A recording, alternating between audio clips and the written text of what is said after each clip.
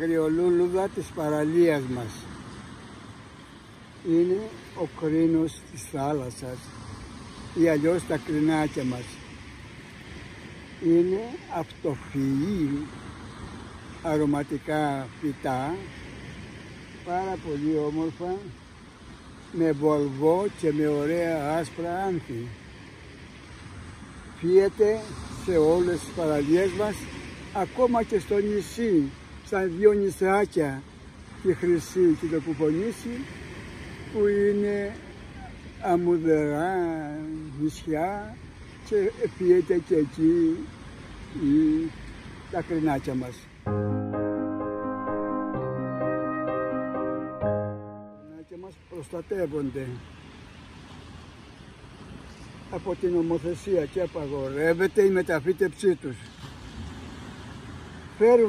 Φέρουν βολβό μέσα και την άνοιξη, ανοίγουν την άνοιξη και βγάζουν τα ωραία ανθάκια τους. Λέγεται ότι το αφέψιμα του βολβού και των ανθέων είναι θεραπεύσιμα. Θεραπεύουν διάφορες αρρώστιες αναπληκτικές. Σήμερα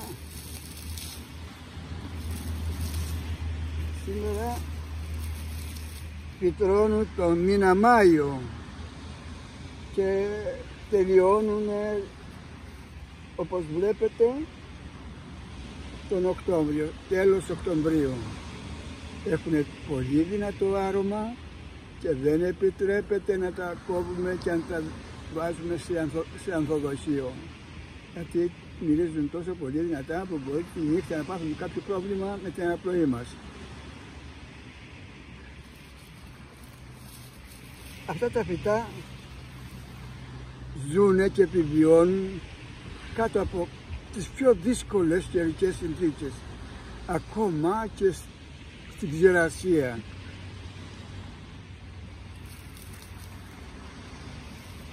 Όλες οι θάλασσες που βρίσκονται στη Μεσόγειο θάλασσα έχουν κρινάκια. Τα περισσότερα βρίσκονται στην Ιταλία και στη Γαλλία, από ό,τι έχω ακούσει, και στη δική μας και στην Ελλάδα φυσικά, σε όλες τις παραλίες μας.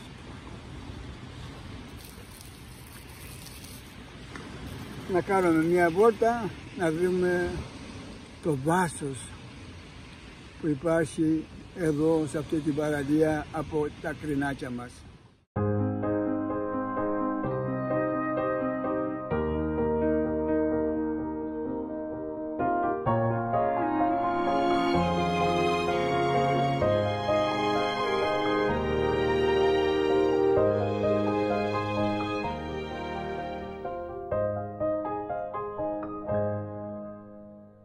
Έναντί μας είναι τα νησάκια, τη Χρυσή και το Κουπονήσι μας.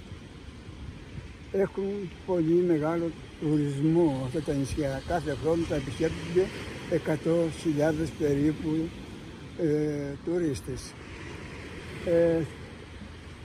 Τα κρινάκια μας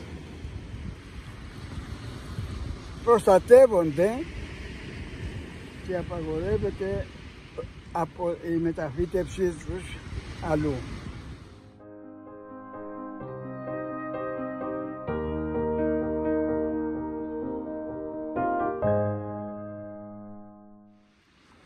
Ποσειδονίες, φυτοπλακτών, ζωοπλακτών που φέρνουν τα κύματα, λέει, στις ακτές μας. Το δεύτερο μου σπίτι, αλλά δεν έχω κρεβάτι για να κοιμηθώ. Έχει πολύ υγρασία, αλλά την αντιμετωπίζω.